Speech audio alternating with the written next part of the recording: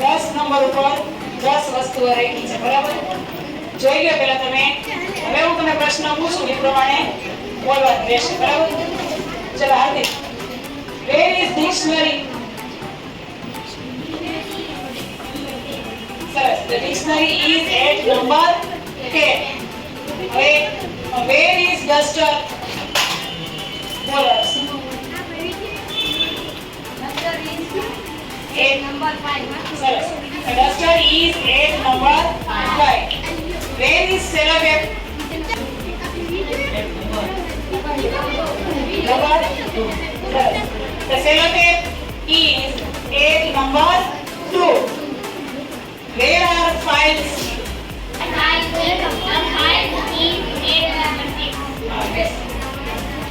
File છે એ બહુવચન છે એટલે ફાઇલ ઇઝ ને આવે શું આવે ફાઇલ આર એક નંબર 6 વિવેક ચાલો મને જવાબ આપજે where is water bottle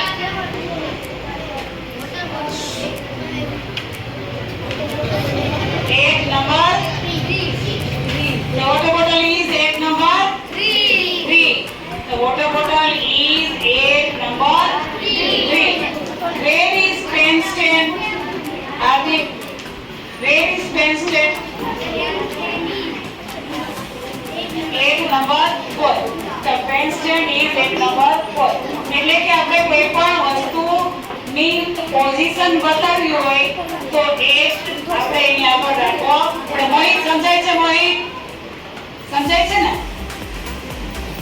તો કોઈ પણ વસ્તુની જગ્યા કે સ્થિતિ બતાવવું હોય એના માટે પ્રેપોઝિશન વપરાય આપણે આજે પ્રેપોઝિશન જોશું પહેલું જોઈએ ઇન એટલે અંદર માનો કે હું એમ કહું there are pens in the pen stand ની અંદર pens છે બરાબર તો એની સ્થિર જગ્યા બતાવે છે પણ એની બદલે આપણે માનો કે એમ કહીએ કે into એટલે ઇન થાય છે into સુહેલ તું બહાર જાતો the Suhail is coming into the classroom thank you yes કોઈ પોઝિશન ચાલુ કન્ડિશન ના હોય કોઈની અંદર માનો કે I am putting this chalk into this box I am putting this pen into this book એટલે જ્યારે ક્રિયા ચાલુ છે કોઈ વસ્તુની ત્યારે into ની અંદર into નો ઉપયોગ થાય છે એટલે ની અંદર પ્રવેશવું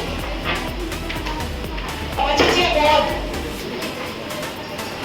on એટલે ઉપર આ બધી વસ્તુ આપણી ટેબલ ઉપર છે અને કે this paper weight is on the table the duster is on my palm મારી હથેળી ઉપર છે ડસ્ટર બરાબર હવે જ્યારે એમ કહો તો on એટલે ઉપર થયું the fan is above me fan is above me એ ઉપર છે પણ અડેલું છે નહીં એટલે કે જ્યાં સ્પર્શ નથી થતો this tube light is above the board તો બોર્ડ ની ઉપર છે પણ અડીને ઉપર છે નહીં this calendar is on the table table ની ઉપર છે કારણ કે સ્પર્શીને છે હવે માનો કે this calendar is above the table હવે એની ઉપર છે પણ અટકેલું છે નહીં સ્પર્શ્યા વગરનું છે એટલે જ્યારે સ્પર્શ ન થયો હોય તો ઓન આવે નહીં સ્પર્શ કર્યા વગર ઉપર હોય ત્યારે અબો આવે વીર સમજાય છે ને બેટા સમજાય છે સ્પર્શ કર્યા વગર ઉપર હોય તો અબો અને સ્પર્શીને હોય તો હવે now calendar is on the table clear તો અબો એટલે પર થાય પણ આમ રોડ ઉપરથી પસાર થાય છે એટલે માનો કેમ કહું an aeroplane is passing over our school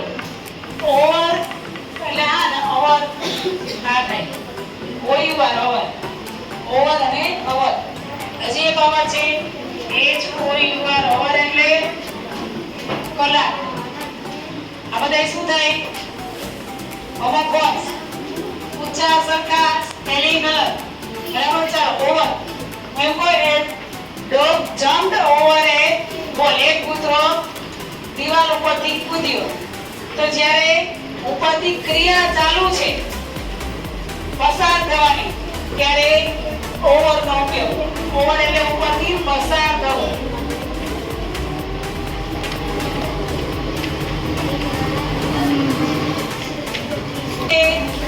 near. Near એટલે પાસે. માનો કે હું એમ કહું the dictionary is near duster. Dictionary છે એ ડસ્ટર ની પાસે છે. તો નિયર એટલે નજીક અથવા પાસે. behind. જો આ ફાઇલ્સ છે એ ડિક્શનરી ની શું છે? પાછળ છે ને. તો files are behind dictionary. The files are behind dictionary. આની પાછળ છે. The board is behind me. Board મારી પાછળ છે. બરાબર? હવે માનો કે હું આમ ઊભી છું તો you are behind me. તમે મારી પાછળ છો. A wall is behind me. મારી પાછળ દિવાલ છે. વિવેક સમજાય છે? વિવેક સમજાય છે? behind એટલે પાછળ. બરાબર? એવું જ છે in front of. વચ્ચે. ની સામે. You all are in front of me. તમે બધા મારી સામે છો. ક્લિયર? એટલે એમ કહો કે હું તમારી સામે છું તોય ચાલે. I am in front of you અને you are in front of me. તો vice versa, ઉલટ સુલટ. એકબીજાની સામે હોય, હું તમારી સામે હોય તો મારી સામે પણ તમે જોવાના. બરાબર? બે વાક્ય થઈ શકે. between એટલે આગળ. વચ્ચે. માનો કે textbooks are between files and calendar. એની વચ્ચે છે ને. textbooks are between files and calendar. બેની વચ્ચે હોય ત્યારે between. મોહિત સમજાય છે? between એટલે વચ્ચે અને among એટલે પણ વચ્ચે થાય. between એટલે વચ્ચે અને among એટલે વચ્ચે. હવે જો માનો કે આ ફાઇલ્સ છે.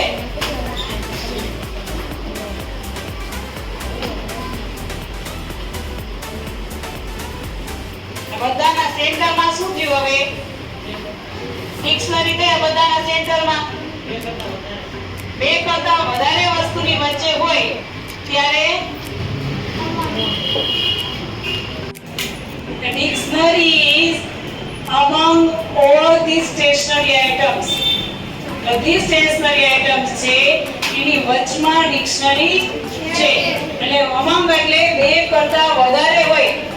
The dictionary is between duster and files. duster અને file ની વચમાં છે એમ કહી તો ચાલે. અને આ બધાની વચમાં છે એમ કેવું હોય તો among. dictionary is among all these stationary items. આ બધી સ્ટેશનરી આઇટમની વચ્ચે છે.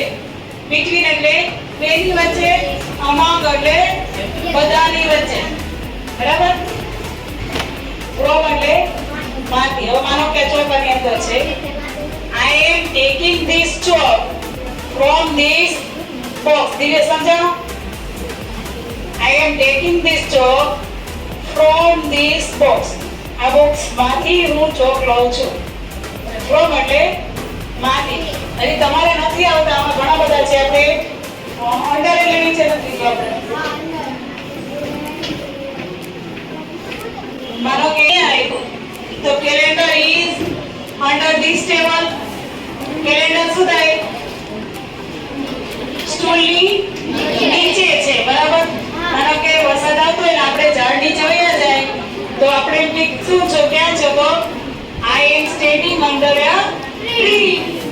વૃક્ષની નીચે એની નીચે ઊભા છે તો અંડર એ ટ્રી કહી શકાય. બરાબર? વિધાઉટ એટલે ના વિના. અને હું એમ કહું યુ આર માહિર. Stand up. Stand up.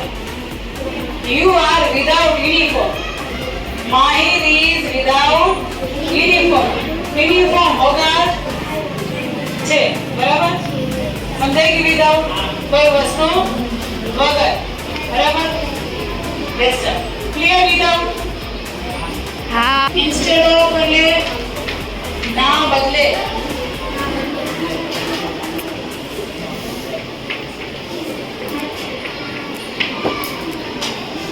I am writing with pencil instead of pen.